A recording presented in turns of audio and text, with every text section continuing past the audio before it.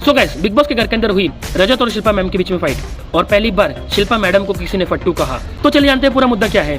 So guys, कल अनशन को लेकर घर के अंदर काफी आंदोलन चल रहा था, जिसमें कुछ घर वाले उनके सपोर्ट में थे तो कुछ उनके अगेंस्ट में थे। जिसके बाद फिर रजत दलाल शिल्पा मैडम को टारगेट करते हुए ये कहता है कि मैम आप इस टॉपिक के ऊपर कुछ भी ओपिनियन पास नहीं कर रही हो, आपको नहीं लगता कि आपका स्टेटमेंट इस टॉपिक पर होना चाहिए। जिसके बाद फिर शिल्पा जी ये कहती है कि जब तक मुद्दा मेरे ऊपर नहीं आता तब तक मैं कुछ भी नहीं बोलती और मैं बाहर बैठी थी तो मुझे इस मुद्दे के बारे में बिल्कुल भी नहीं पता। तो रजत और भी भड़क जाता है और कहता है कि ऐसा हो ही नहीं सकता कि आपको कुछ भी नहीं पता हो, आप वहीं पर ही खड़ी थी। जिसके बाद फिर इन दोनों के बीच में काफी बहस चढ़ जाती है और फिर रजत कहता है कि आप फिर घर के अंदर मुखिया बनने की कोशिश मत किया करो जब आपको कुछ पता ही नहीं हो। तो शिल्पा जी ये कहती है कि आप किस टोन में बात कर रहे हो मुझसे, मैं आपसे तमीज से बात कर रही हूँ और आप हाई पिच में बात कर रहे हो। जिसके बाद तो रजत भड़कते हुए कहता है कि मेरी तो अब यही टोन निकलेगी और इससे भी भयंकर निकलेगी। जिसके बाद तो रजत एग्रेशन में आकर शिल्पा मैडम को फट्टू फट्टू कहकर पूरे घर को सुनाने लग जाता है। थोड़ी देर के बाद वो अनशन वाला सीन खत्म हो जाता है और फिर रजत फिर से शिल्पा जी के पास जाकर पूछता है कि मैडम आप अभी ठीक हो क्या।